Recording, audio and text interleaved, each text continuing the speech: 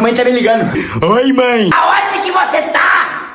Mãe, tô aqui na casa do Marcelinho Perereco. Não atende esse telefone, não avisa onde tá. Você quer o quê? Que eu morro? Tá de boa aí, mano? Mano, ela tá muito braba. Deixa que eu falo com ela. Não. Oi, tia, eu sou o Marcelinho Perereco. Fica tranquila, hoje ele fumou pouco. Vem pra casa agora, moleque. Uai, mano, você queria ajudar? Ai, caguei na roupa. Cara esquisito. Puta merda, agora eu tenho que voltar pra casa discretamente.